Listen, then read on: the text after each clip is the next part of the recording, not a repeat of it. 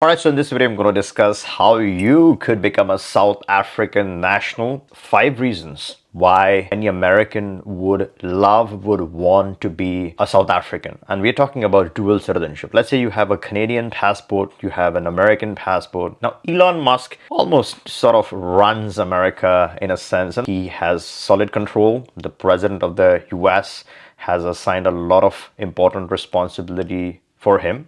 He's obviously focusing on internal affairs of the US, but he's also on the side working on the AI aspect of things. One of the leading AIs and beats its competition already. I'm going to discuss briefly the reasons first. Once you are convinced why you really need this, we're going to talk about how to get the South African nationality quickly. When I say quickly, it's in the fastest amount of time. What are the different steps? I'm going to discuss the steps, how you get started from start to finish, how much money is involved in gaining a South African nationality, and all those things will be covered later on in the video. What are the 5 top reasons that stand out, right? Why would an American want a South African nationality? The first reason is significantly lower cost of living. South Africa's cost of living is a fraction of that of the US average. For instance, rent in Johannesburg or Cape Town averages 300 to 700 per month for a decent apartment, compared to, let's say, 1,500 or 2,500 in cities like Denver or Miami. Now, apart from the cost of living, groceries, utilities, and transport are similarly up to 70% cheaper, allowing Americans, especially those with US-based income, to enjoy a higher quality of life or save sustainability. Second big factor why Americans would want a South African citizenship is favorable climate for year-round living. So while in the US you might have good climate for part year, for rest of the year you want to plan B location where you want to utilize a lower cost of living jurisdiction. Maybe it's for legal protection, diversity, whatever you may call it, but also for the favorable climate that you would get year-round in South Africa. With mild winters, that's up to 22 degrees centigrade, and warm summers, which is up to 32 degrees centigrade, South Africa offers a climate that beats the US extremities. Think no snow shoveling like in Chicago or dodging hurricanes in Florida. Americans can enjoy consistent outdoor time, from picnics to coastal drives, without seasonal disruption. So this is a major advantage that a lot of Americans should keep in mind. Third is robust English speaking culture. This is the main one, right? So this is what you want. So majority of the Americans don't want to deal with Latin America. Not that they don't like Latin people. They absolutely like Latin people. The issue that you face in Latin America is the limitation with English. You want English as the primary language of the country.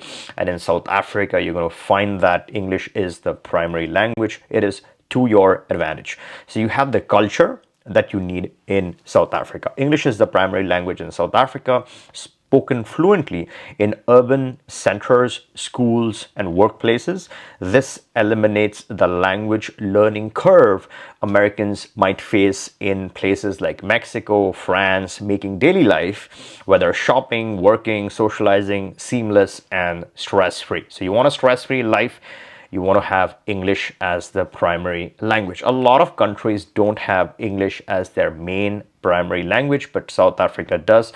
That's a clear advantage. The reason why Elon Musk is excelling in US, he excelled in Canada, is because he comes from a country that has English as the native language. So it does not make any difference. He can easily integrate into the US. Similarly, someone from the US wants to move and integrate into the South African culture. It's not as if you're really going to a new country in terms of language abilities. It's local feel to that country at a fraction of the cost and far more beautiful scenically. The fourth and the main one is an affordable private healthcare system. South Africa's private healthcare is top-notch and budget-friendly. A specialist visit might cost $30 to $50, and major procedures like surgery run thousands less than that of US, whereas even the insured Americans face high deductibles. So think about the deductibles that you're paying versus think about a simple doctor's visit could cost you 20 bucks, 30 bucks. It really is no comparison. It's absolutely crazy. For example, a hip replacement could be 10,000 to 15,000 versus let's say a 40,000 plus stateside, offering peace of mind without the financial strain. So that is the big difference. Healthcare is a major factor that you need to keep in mind when you're choosing your plan B location. And the fifth and undoubtedly one of the biggest advantages is unmatched wildlife and scenic diversity. From the Kruger National Park to the beaches of the Western Cape, South Africa's natural attractions are world-class and accessible. Americans can experience Big Five safaris or whale watching for 50 bucks to 150 bucks a day. You can't think about those prices in the US. Far cheaper and closer than US equivalents like Yellowstone or Hawaii. It's a lifestyle perk that blends adventure with affordability. These are the top 5. There are several other major advantages why gaining a South African nationality only makes sense for Americans.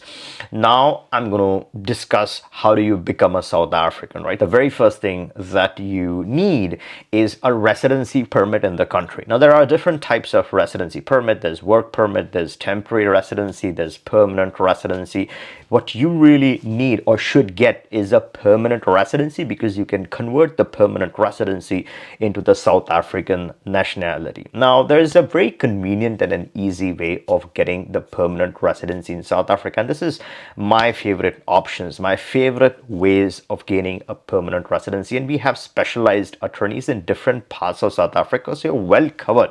Whether it's Cape Town or Johannesburg, it does not matter. We got you covered throughout South Africa. It's one of our favorite and most in-demand programs. So we're talking about the financially independent person.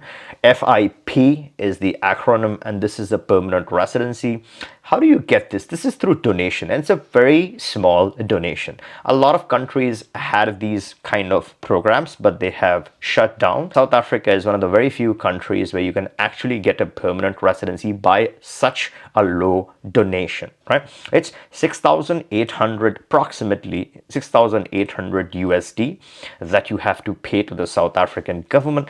And it's not due right now. You don't have to pay this donation unnecessarily. You apply for the permanent residency, your application is submitted. Once you get the approval certificate, that's when you pay the donation to the government. Once you pay the donation, you land in South Africa, you activate your permanent residency certificate, and you become a permanent resident.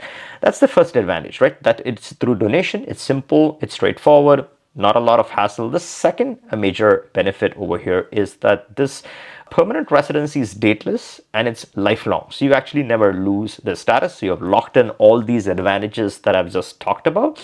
So there's nothing to lose. You pay a small donation and then you're facing beauty, affordability, great plan B, safety, legal diversification and whatnot, right? So all these advantages are locked in at this point. You do have to enter the country once every 3 years, right? Only makes sense to be there once every 3 years. And when I say enter the country, you land at immigration, you present yourself, and that's it. You're taken care of for the next 3 years. So the barrier is next to nothing, right? You don't physically have to spend time in the country if you don't need to. Now, let's say you want to convert this into a citizenship. You can convert this after 5 years. So 5 years, you got to wait really on the permanent residency. And what they really are interested in knowing if you've lived in the country, especially during the final year. So that's when they check your physical presence. Now, even if you have that, you got to live there for at least half the time, right? Half the time or more. So let's say you've lived there for 6 months plus 1 day. That should be the minimum that you should be looking at in the final year. You can apply for your nationality. And of course, the nationality doesn't happen on the same day. It's going to run its own course. And once you get this nationality, then you have a lifelong citizenship, right? This is not permanent residency. This is then citizenship that happens towards the tail end. You can obtain visas on this passport as a legit dual citizen, right? This is a useful dual citizenship because English is the primary language. It is a beautiful country. It's an affordable country. It's a friendly country. And yes, the safety situation shows up, but then you have safety concerns even back home. Sometimes even the president, right, has gone through this of your country. So you will have that safety situation in every country. Got to be careful. Sometimes, you just have to up the guard and be safe. And South Africa, whichever part you're choosing, based on the locations, right, based on the pockets, it could be extremely safe. Now, I have 3 attorneys in South Africa. They're all women and they have families and they have children. And when I interviewed them, how do you feel? Is it safe? Is it unsafe? It's one of the safest and the most beautiful places that they have been fortunate to live. They're native South Africans and they absolutely love the country. They don't want to go anywhere. They are very happy in the country. So if those people are so happy in the country, why would you not be equally happy if you choose the right location? So it's all about using brains. It's all about using common sense. Expats, if you have been an expat, you know what I'm talking about. In every country, there's safe pockets, there's unsafe pockets. You use your brains, you use your common sense, you be smart, and you stick to the safer areas, and any country is pretty much usable. This is more than a useful country. Of course, there are going to be other requirements that you got to satisfy. The main thing, the donation component is $6,800. Now, at any point in time you are interested in starting South Africa, you can always click the link, book a call. We can discuss the entire process, go through all the different requirements for South Africa and check if this is the one that you want. And if you like it, we can immediately get you started with your attorney. The attorney takes care of this process end to end. So from start to finish, you're going to be covered with this entire process. And if you like this video, give me a thumbs up, make sure you're subbed, and catch you in the next one.